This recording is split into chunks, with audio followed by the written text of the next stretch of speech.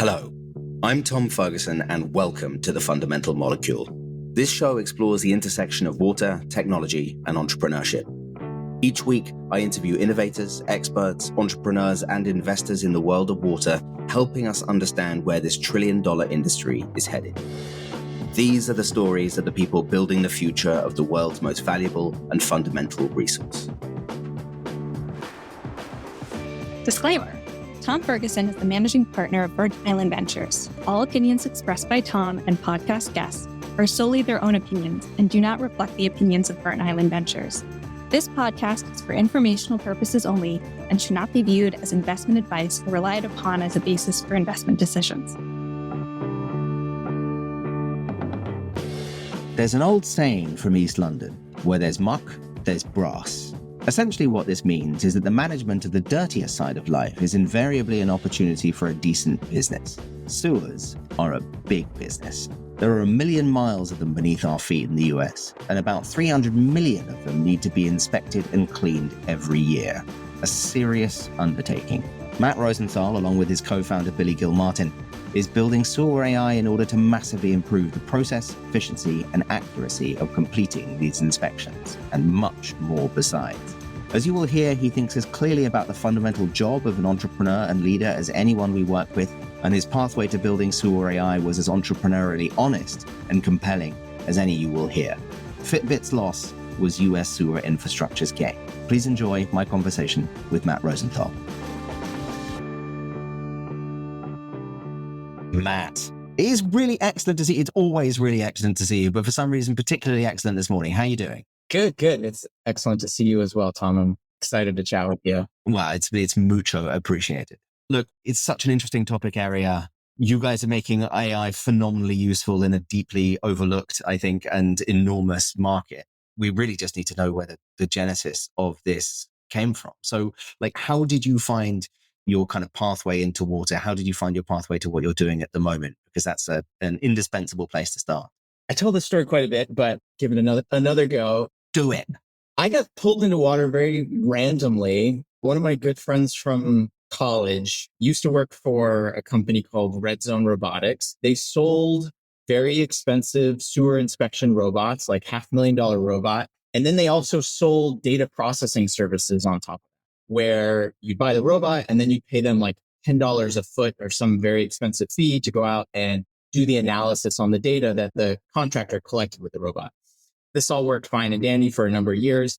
I don't know why, but Red Zone Robotics changed their business model and they decided instead to become a service provider. So they were going to go out and do the field work and process their own data. And immediately all of their old customers turned around and became their competitors. So they stopped processing the data for these old customers. There were a number of them that had these robots that had gone out and done this field data collection work, which is very expensive field work. And they had this data, but they couldn't turn it into the city because it's just raw binary files and they didn't have the capabilities. So someone reached out to my buddy that used to work at Red Zone Robotics and said, hey, can you get this data processed? And my buddy, who was a mechanical engineer, not a software engineer, turned around and asked me and said, hey, do you want to do this? They're going to pay us $60,000 if we can get this data processed. And I was like, I was early 30s, barely, I wasn't, I don't know, it's a lot of money still, but I was like, yeah, that sounds like fun. And it was LiDAR, laser, sonar, a lot of things that I had never done before, but sounded really interesting. So we said, yeah, sure. And we called up another friend of ours from college and the three of us wrote the software and reverse engineered the data formats and things and figured out how to get the data processed. And we built this engine that could process the data. I think at the end of the day, that $60,000, on an hourly basis, we ended up making maybe $5 an hour. It wasn't the gold mine that we had expected it to be. But at the end of the day, we had built this tool, and every few months, another customer would pop up out of the woodwork. And now we had already done all the legwork. So we just kind of ran the data through the process and generated the reports and generated some cash. So it wasn't ever a really big business, but that was just how I got pulled into it. And we ran that business kind of as part-time nights and weekends and random time running it for a long time. Eventually, it got to the point where it could actually sustain one full-time employee. So at that point, I think I had been working at Fitbit for a while I was really enjoying that, but I was like, hey, I have this opportunity to like work full time on this.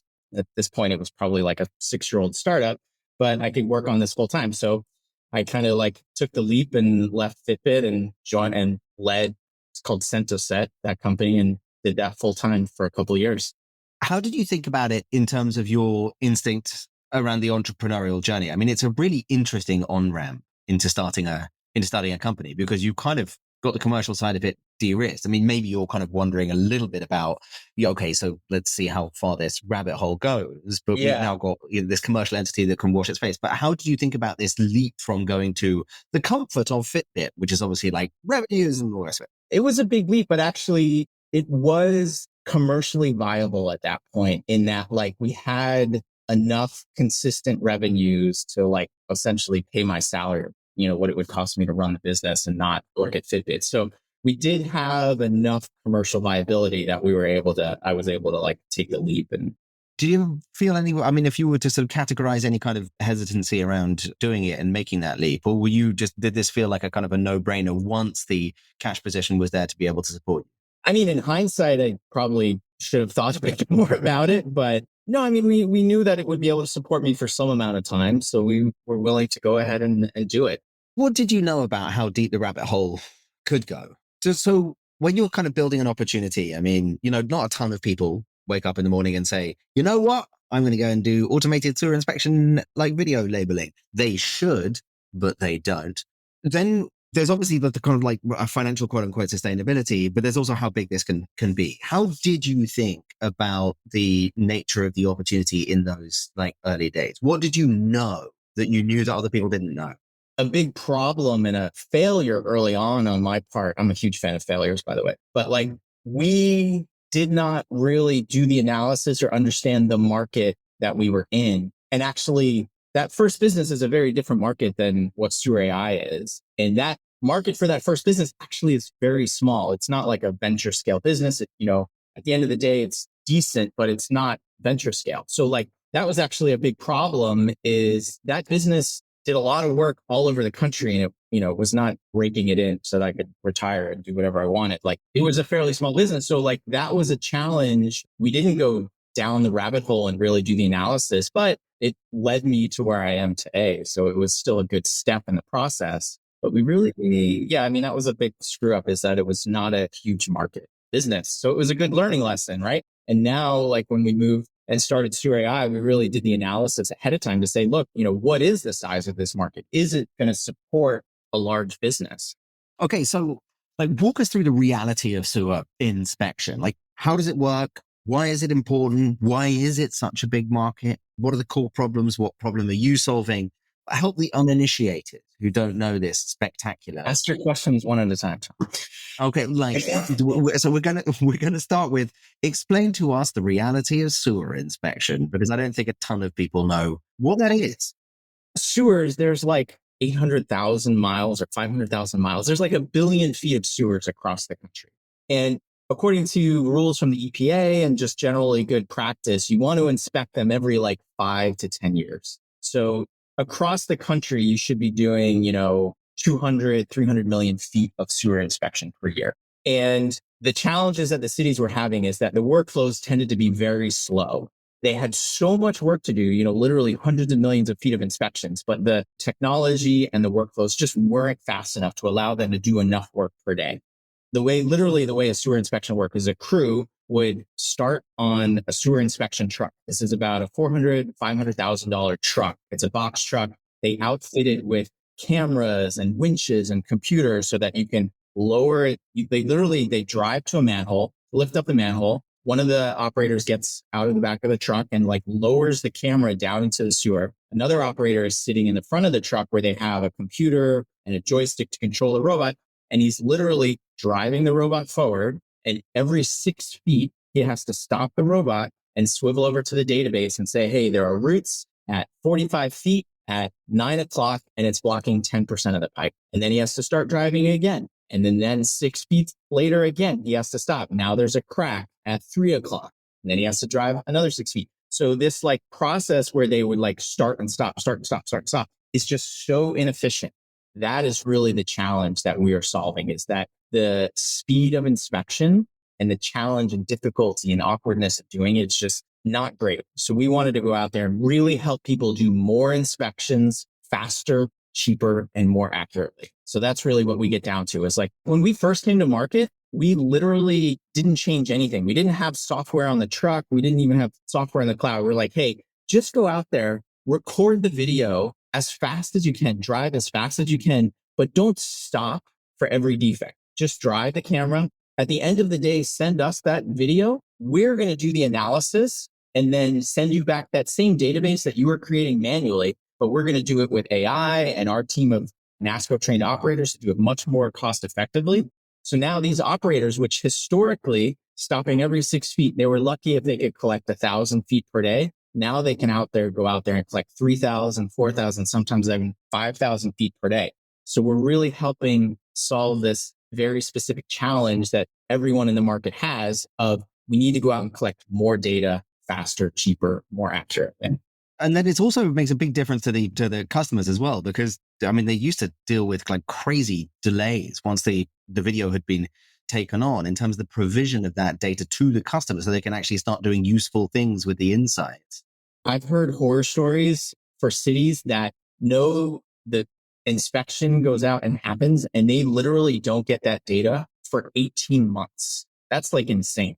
Literally with our technology, you have operators, they go out, they record a video, they can upload it immediately. We can run AI autocode on it, provide the results back in a few hours. So you're going from 18 months to a couple hours. And we're actually putting the data in our platform, which is easy to use. So instead of having to like look at these archaic databases, like literally you have to look at the database to figure out, what inspection had what data. We put it in like a very useful platform so that they can actually see it and make judgment calls about it.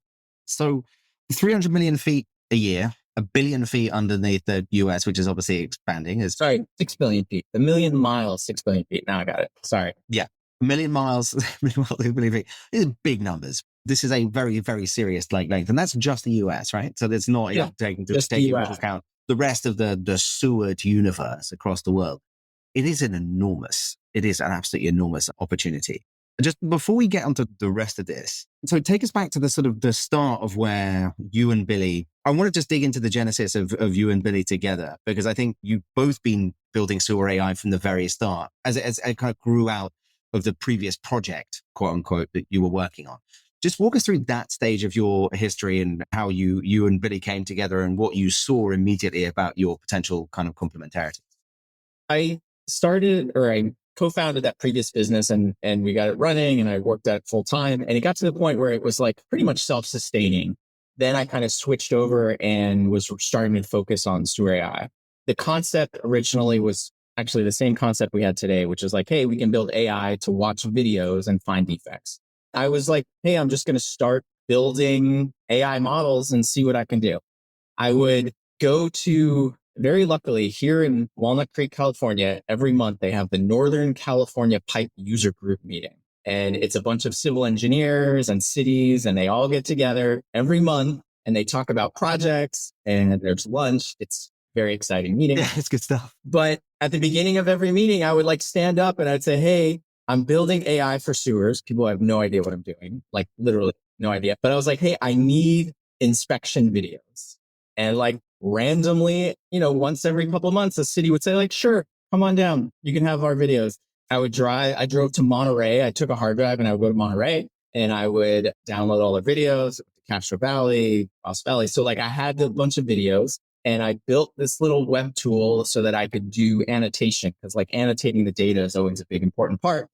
And I was literally myself annotating videos. And at one point I had at the time, I think he was like 7 or 8, my 7 or 8-year-old son annotating videos. And he was doing fine. Just to tell you how entrepreneurial my family is, like at some point he was like, I'm not doing this anymore for that pay rate. I want more money. I was like, oh, great. Now I got to go find more people to do this because I can't, I had like, it wasn't a business at that point. It's one thing to pay my son. That's so good. So I wrote him a job description. I was like, hey, I need data annotators for sewer inspection videos. And there's this whole trade group of like sewer inspection technicians. NASCO is the trade group. They all get trained by NASCO. So I was going out and looking for NASCO technicians. I created the job description and it's like 2018, late 2018. I'm like, oh, in my mind, AI is this huge thing. No one else has heard of AI, but I'm like, oh, everyone must be doing AI in sewers. So I go out on the internet and I'm searching around. I was like seeing if anyone else is trying to hire AI data annotators for sewers, and like no one is. But I see a job posting for NASCO technicians to go out and do sewer inspection in the field. And I'm getting into my head. I was like, wow, these guys, they must go out in the field and they must have downtime, right? Where they're like sitting in the office waiting for a job or like something like this. So let me call this company up and see if they'll let me hire their operators when they're not out in the field to do office work. And like, it's got to be a win-win. So I call up Pipe and Plant Solutions. They had posted they had this job posting. So I call them up and they're like, what are you talking about? They have no idea what I'm doing. But apparently I intrigued them enough. I remember I talked to Andrew Florida, who was like a sales guy there at the time.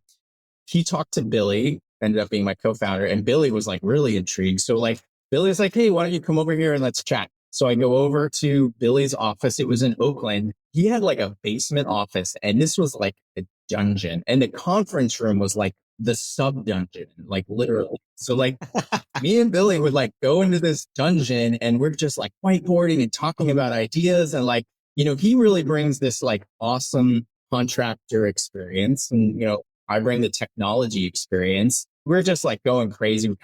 We're going to create, we called it like the Matt super button or something where like you just press a button and the robot goes and it does the inspection and it brings the data back and the AI does everything. Yeah. So we were like really getting very excited about this. This was like late 2018. And we just kept meeting like every week, every month, just constantly. And we're like, hey, we really think this is a good idea. And we finally essentially got forced into incorporating because I really wanted to go through this accelerator that's out here in the East Bay, which no one's ever heard of, but is amazing. So there's an accelerator called dirtier, and I wanted to go through it. And they're like, oh, you need a co-founder and you need a corporation. So like, you need a company. And I was like, all right, I guess we can do that. So we like finally incorporated and we went, and like, that's kind of like how we really got started. The first thing we did was go through this accelerator, which was really awesome. It was forcing us to go out and interview like dozen potential customers. So cities and contractors. And Billy has all these incredible relationships at this point with all these cities in the Bay Area and even like contractors in the area. So we had this huge opportunity to go out and interview all these folks. Then we started building and racing, and here we are. Between the two of you, you've got this really natural division between kind of Billy on the commercial side, you on the technical side, and then obviously you're in the CEO role. But before this, Billy was also running his own company. Like, how do you reflect on the way in which you've gelled? What do you think you've done particularly successfully, like making sure that complementarity manifests as well as it had? How does it run as a founding team kind of between the two of you? I'll take one quick step back and tell you about another failure that I had at the previous business. The previous business was 3 of us, and we were all 1/3 equal partners, and everything had to be consensus. Everything was committee, and like it was incredibly tough. And I strongly recommend don't ever do that. Like management by committee, I think is a bad idea. Like the third partner that we had was like, he was actually the best man at my wedding. And like, I didn't end up talking to him for like several years because of like all the stress of the business. So like one thing about doing business with friends sometimes works, sometimes it doesn't, but definitely don't do things as like a committee. So that was like a lesson learned at that previous business. And I think when we started SewerAI, I was a little bit more gung-ho and bought into it. Billy was definitely, bought into it as well, but he still had a pretty sizable other business that he was running. So it just kind of seemed pretty natural that I would lead as a CEO and I would really focus on the product and the engineering and technology to get it built. And he's been living the life of a contractor for 10 years. So like he knows the contractors really well. He knows how to interact with cities incredibly well. It really made a lot of sense for him to lead up sales. And again, he's got all these incredible relationships to just build on right away. And he's been doing business operations. Like he's been handling city contracting for 10 years. Like that's not an easy thing to do. He's got this incredible experience. And like there was this really just, I think, perfect match in that like Billy is not a technologist and I'm not a city contractor, right? So it was like very obvious that he should be focusing on certain things and I should be focusing on certain things. And like, I think naturally we just really have a lot of like respect for each other. Because of that, we like trust each other to do their jobs. It's pretty interesting. It makes me think about moats. And I always think that the actual sources of sustainable competitive advantage are often a lot more esoteric than people give them credit for. Like just knowing how to deal with cities is something that if people want to get involved in your business, they're going to need to get good. And you are now, whatever it is, like 30 years combined, 15 years kind of individually, like good at doing this. And that's a very material sense of advantage because no one can build a similar business without like going through that kind of same process. I like really what you're saying there around like, I don't know what word you specifically used, esoteric, but like, I do think that the moat that we have is that we do so much really well. We do AI, we have a whole platform for managing all the data, and we do sales really well and operations really well. Like we have done, I think very luckily, very well in a lot of different aspects. And like, if you want to come and compete with us, please come and try. But like, you're going to have to do all of those things really well. It's not enough just to do AI better than us. Everybody's like, oh, data is the moat, AI is the moat. I actually strongly believe that's not a moat at all. Like there's not going to be a time where like someone's not going to be able to go out and somehow collect more data, spend more money on like hiring AI engineers. Like you can find people that are very good at that. And further, like I don't actually think cities are going to be able to really distinguish or make a decision between whose AI is better. The folks at the city, they can look at a report and know that, hey, this is a good report, but they're not going to look at 1,000 reports and do the statistical analysis to say this AI found 0.5% better defects. So like, it doesn't actually matter whose AI is better, but you got to be able to provide everything. And it's a really interesting observation, right? And it goes into how you should act, I think, as a CEO, which is you've got to make the assumption that essentially your initial technical advantage has already been arbitraged away. You've got to act as you build the company that you don't have a technical advantage. You've got to do everything else brilliantly if you want to maintain that technical advantage, even though getting to your degree of performance of the actual underlying system, that in itself is obviously kind of non-trivial and you do have a lead in that as well. Yeah, and it provides a lot of like margin and internal value that we can then apply to other things. So you do have to get good at it, but you don't have to be the best. So how do you think about the other kind of parts of how you've constructed the business? Because obviously you've got the ingestion of the data is still going to come from the camera, but then you've got the situation of where the data lands. Like, is it on the truck? Is it going directly to the cloud? Once it's on your cloud, how do you think about that? How do your customers kind of think about that setup? And how have you tried to kind of align with their needs in terms of the way in which you've like structured this technically for the people that you're serving? I try to think fairly high level and holistically about the workflow that they're going through. And like, what can I do to make that workflow as easy, as fast, as error proof, such that like these crews that are out in the field, they want to go out and record videos. Everything else is like getting in the way. So I want to take everything else that they're doing and just automate it, simplify it, do it in the background so that they don't have to do it. So everything that we do is all about trying to automate and simplify things. So like historically, they would start their day with a printed map and it's like got tiny text on it. So they got the map sitting over here on the left. Yeah. And they got some ancient database on the right. And they're literally transcoding, like a manhole can sometimes be like 12 random characters, right? So they've got to copy the manhole as an identifier. Right. It's an identifier, right? It's literally could be 12 random characters. Could be prettier than that, but they take the 12 random characters and they got to type them in perfectly. That is annoying, difficult, silly work.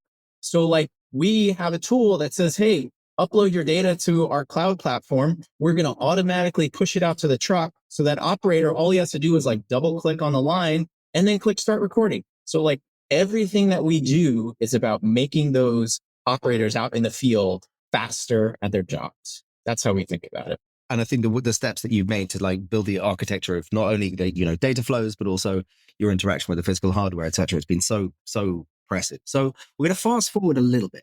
You just run through you've built yourself a real kind of base of revenue, real base of customers, people that know you, trust you. You've got kind of the repeats coming back. You're working with major municipalities. I mean, you're one of the rare companies that, actually started working with major municipalities like straight off the bat. You're approaching the Series B. How does it feel like as a founder and a company builder kind of moving into that stage? Like, what are the reflections now that you've got the Series B done? And we'll talk about the Series B in just a second. But like, now that you're moving into this post Series B, where you really want to kind of, really build the company, build the financial engine, build the impact, thinking about what's next. Like, how do you feel your job has changed as you've gone into growth mode? At some level, it's very sad because I can't code anymore. I can't be a developer, right? That's, what I grew up, what I love to do. Right. But like, we're a Series B company, CEO, ideally not coding on a daily basis. Every 2 weeks, I probably get to spend 10 minutes doing it. But yeah, it's sad for me. But like, what's interesting is, it's a big learning experience. And as I hire and build out the team, it's been really a great learning experience to see how valuable great hires can be. We have been very lucky and had a number of great hires, and we've had bad hires too that didn't work out. But like the ones that do work out are really leveraging leverage, or, they're multipliers, right? Points of leverage. Yeah. Yeah. I have one fairly large team that has a manager. He is like my favorite human because like he just runs that team and they do really well. They get everything done. They don't complain. There are luckily no HR issues or anything like that. And like he advocates for them and they get what they need to get done. And I never have to like worry about it. That is like really valuable, like to have people that you can rely on and can get the job done. That is like incredible. So like, that's what I'm starting to learn as like, a Series B CEO, is that like, it's my job to build out the team and, some of the process and structure to build this company to the next level. What have you learned about identifying those people ahead of time? Because I think as you talk to entrepreneurs, right? As you talk to entrepreneurs, as you go through this stage, some people focus on it earlier and some people focus on it later, but everybody focuses on it in the end because precisely what you've identified is that leverage, force multipliers, it all comes down to finding the right people. So you really do just the actual reality of spending as much time as you possibly can, just like knee deep in the hiring process and trying to get as good as you can at hiring really is the way to build something really big. So what have you learned? I've learned I'm horrible at interviewing. I just don't know what I'm doing. An interview with me is typically a positive experience, but like at the end of the interview, I don't feel like I have done a good job of figuring out if this person is going to be great or not.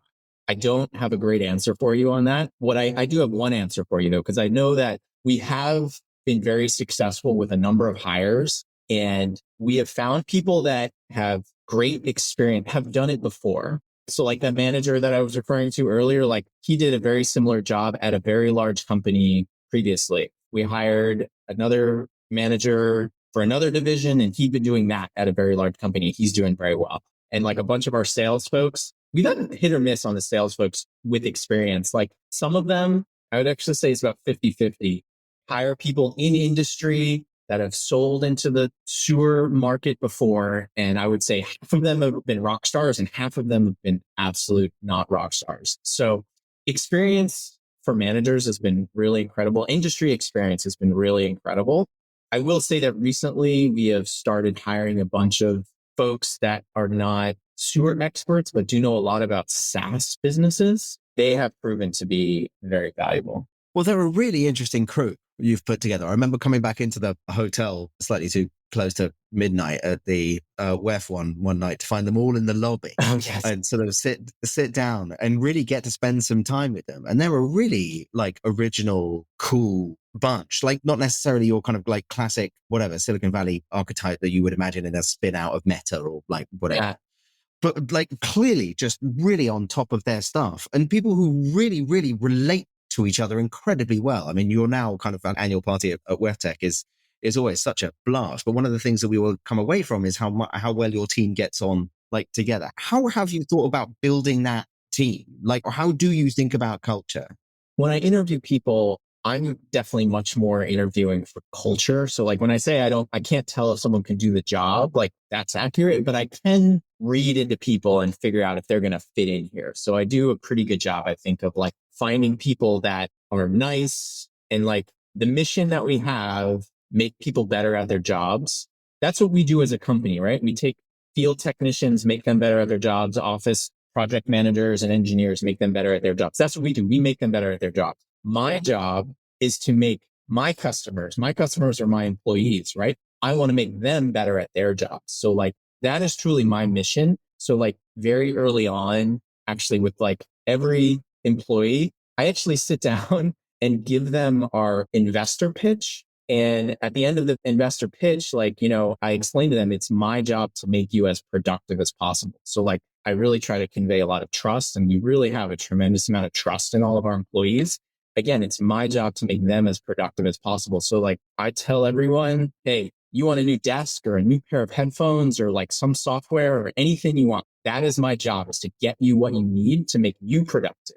Your job is to make our customers productive. My job is to make you productive. It's such an interesting spin on kind of that like inverted pyramid where, your job is to clear the path for other people to go and do what your customers need you to. I think it's such an effective framing.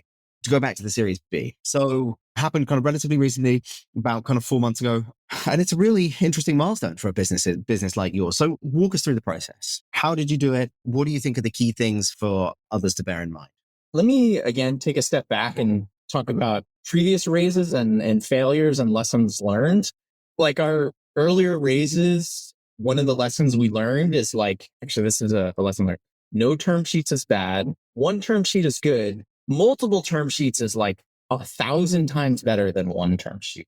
So like our Series A, we really only had one term sheet and we're getting pretty low on cash. Those are two recipes for disaster, because like you lose all leverage with only one term sheet and you're running out of cash. Again, you lose all leverage. So like try not to get yourselves into those positions. So like, I think we very intentionally raised well before we were running out of cash. And like our Series A, again, like I think I was like mentally a little too caught up in valuation, and it turned out to be very stressful because of that.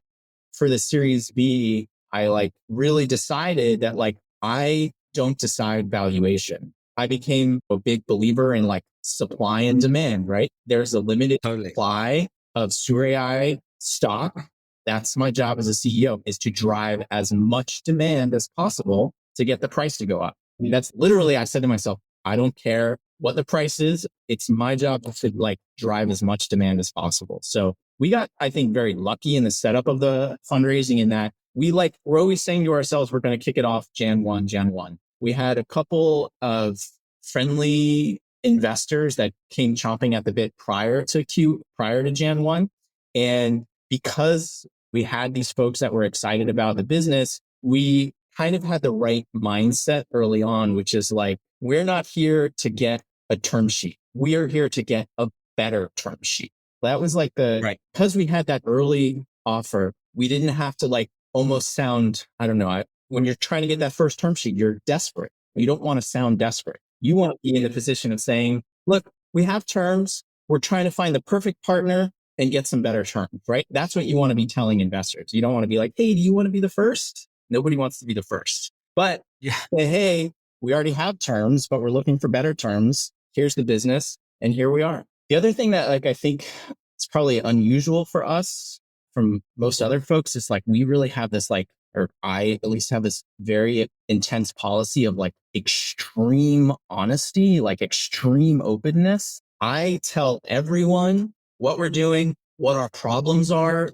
We have this mix of like ARR revenue and consumption revenue. And like, I am like super honest and straightforward. Like, here, this is what's contracted. This is what has variability to it. I don't want the investors to come back later and say, oh, but like your revenue doesn't look like ARR, even though I like called it ARR. I want to like show them the issues. And like, I think you gain a lot of trust and a lot of, I don't know, appearance of being successful when you're like just overly honest. I actually got the award for the most open founder from my board last week. So there's that. I'm just kidding. No, absolutely. Polish out that trophy. Yeah. That is awesome. I couldn't agree with you more. One of the things that I think in our process that people get really sort of overly surprised by is when we provide the DD memo to the founder. nobody does that. And I think it's insane not to. Like, you're starting a relationship with someone that probably is going to maybe like at least 8, maybe 10, possibly more years. And starting it from a position of like, I like you, but not that much, but sort of like you, but yeah, kind of like you. But then they'll actually not too much, there's all this like bullshit poker game that goes on. It's all just nonsense. Just tell each other what each other think. No, I think it's a very, very wise policy. And it obviously worked. You ended up with 7, you got the amount of money you wanted, and it was a like more than serviceable kind of, overall pre-money valuation. And you ended up working with a really top tier SaaS firm in the Bay Area that doesn't work with a lot of companies. So do you look back on it with a kind of a degree of satisfaction of job well done? I don't know that I'm ever like job well done. I don't know. I'm always just onward and upward, keep moving forward. I wanted to backtrack a little bit, like, please, about the round. Like, I think going back to like this concept of like supply and demand, like we told everyone like, hey, Jan 1, like that's when we're going to start. And like, it took a couple days because of the holiday, but like by the third week of January, we were doing 40 meetings a week.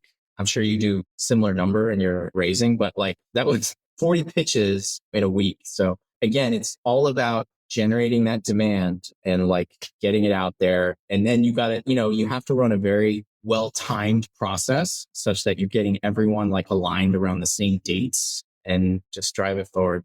But part of this is guts, right? Because I think it's easy to find yourself in the position where you just decide you're kind of playing poker with like a empty crisp packet and a sort of banana.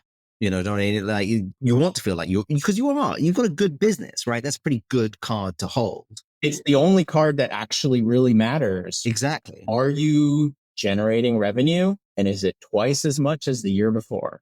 If you can answer yes to those questions, like you're pretty good. So that accelerator that we went through back in 2019, that's like what they said, like the easiest way to raise a round is to build a kick-ass business. End of story. Yeah, absolutely. Do you believe that people just want to be told what to do? I think potentially that's kind of a curveball there, Tom. Do people want to be told what to do? The reason I asked that question is that you were very clear about your deadlines and you stuck to them. I really like the Douglas Adams quote about deadlines, is that he loved the whooshing sound they made as they went whistling past. Like, you really stuck to your guns. Yeah, I think for investors, they really do need to be pushed to make a decision and give you a term sheet. And yeah, we really were very explicit about here's the deadline. And like, you have to be set up in the right position to be able to do that. So very luckily we had those early term sheet and we were able to like leverage that into like getting people to say, look, this is the date that we're like going to move on. So I think it is good to tell. It was really emblematic. And I think if anybody's going to take anything away from this section of the conversation, I think this idea of kind of radical honesty, like us seeing that, letting the entrepreneurs see you, that you're someone who kind of like critically self-appraises, that isn't just trying to sort of present the sunlight and rainbows version of the world, because the only thing you know about the sunlight and rainbows version of the world is it isn't true. Right. Like there's always gubbins going on like under the hood, and somebody who can recognize that, I'd much rather be working with somebody who recognizes it and operates on reality rather than like, hey, my business is amazing. And you're going to find out all the ways in which it isn't amazing in our first board meeting. Just to segue us to after the raise. I mean, so this is partly a necessary evil. You get the gas in the tank to build the company that you want to. How have the last kind of few months been? You do have resources at your disposal. You're moving into a new kind of growth trajectory. How have you thought about it? How has that process been? I think one of the interesting things that we're doing now, or meaningful things that we're doing now, is we are hiring some senior level folks at the company that are going to have pretty meaningful impacts on the company as a whole, but like company culture. So that's something that we've always thought about. And now, hey, we found a candidate that's really great, but they might screw up the culture or they might help it. So it's like really trying to think about how they might affect the culture of the company and how is that a good thing or a bad thing, or how might it affect it? So company culture is definitely something that we think about as we go to hire these new senior folks on the team.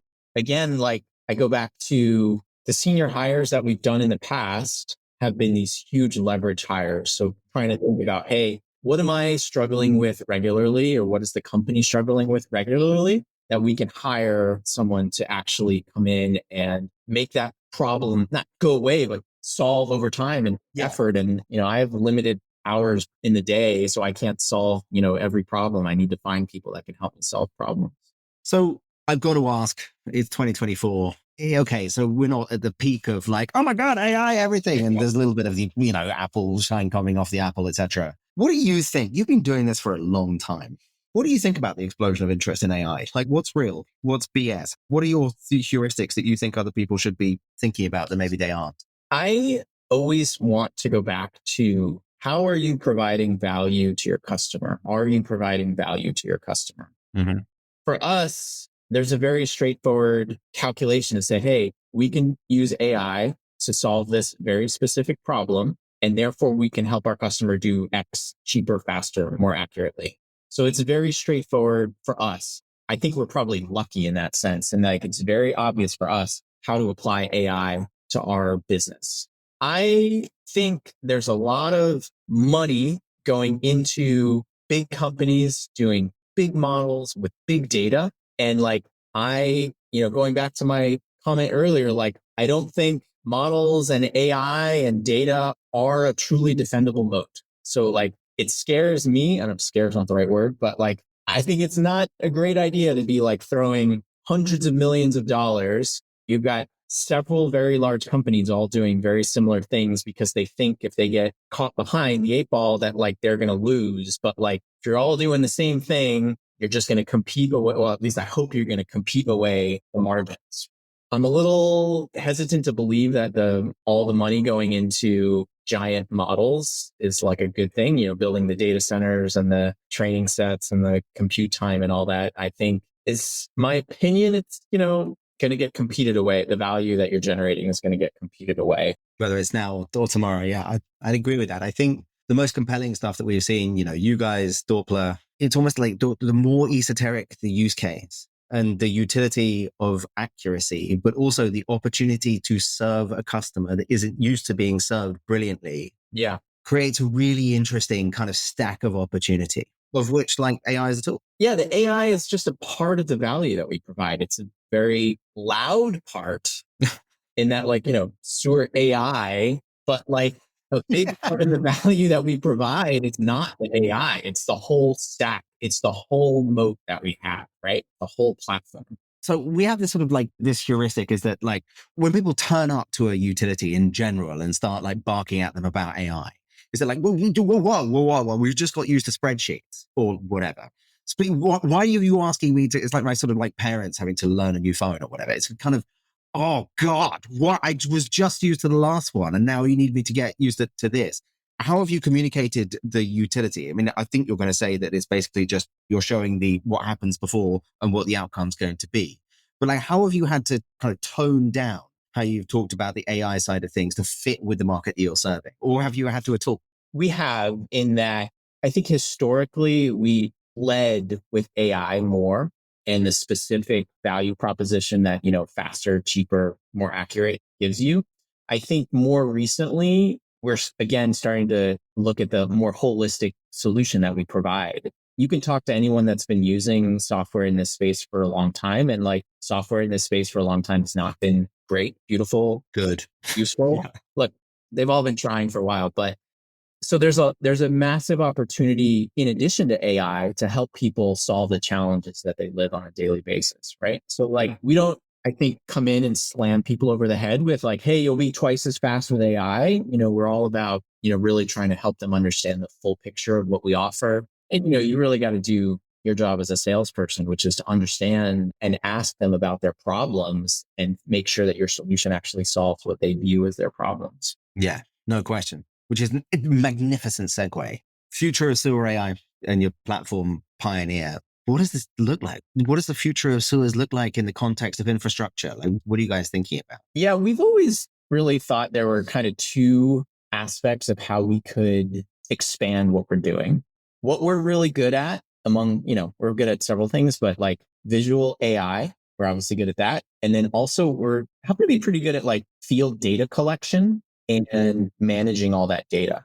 So cloud data management and the field work to do that. So there's like one aspect of how we can expand the business is starting to go after other infrastructure verticals where they're going out and doing visual inspection. And there are a number of them, like high voltage electric wires, bridges, dams. I'm bizarrely fascinated with sidewalks. I feel like sidewalks is a opportunity.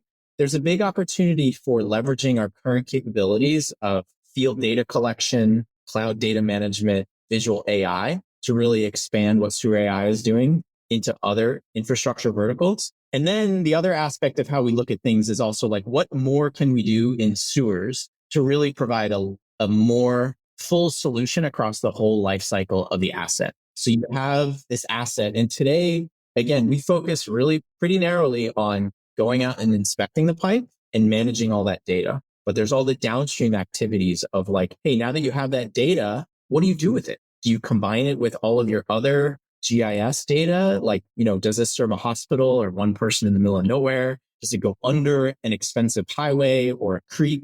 You have to start looking at which pipes to fix and how to fix them. And today, a lot of that is like fairly expensive one-off consulting engineering work or internal engineers. There are a lot of tools that we can build that will help city engineers and consulting engineers do that work more efficiently. So like that's one aspect. Super interesting. And then you also have really just like the entire inspection scheduling, cleaning scheduling, asset management. So there's a number of companies that do asset management. You have CityWorks and Cartograph and all these companies that are doing a great job at like a general asset management solution. But I think there's a real opportunity with our experience specifically in sewers to help people run their inspection programs more like use AI. And it's not super complicated AI, but it's like, we're going to help you optimize your inspection plan, your cleaning plan, your root foaming plan, and all the things you do, which today are just like scheduled and done for the next 40 years. I bet there's a way to optimize those so that you can spend that money even more efficiently. So there's a lot of like asset management and scheduling work that we can do. Oh, it's so cool. Delicious. All right. It's really a funky playing field that's in front of you. All right. It's time, Matt. So our closing question for all of our guests is, what is the single most important piece of advice for future and aspiring water entrepreneurs? Yeah, I think I've said it 4 or 5 times already, but like, great. Say it again. Provide value to your customers. Figure out how to provide value to your customers.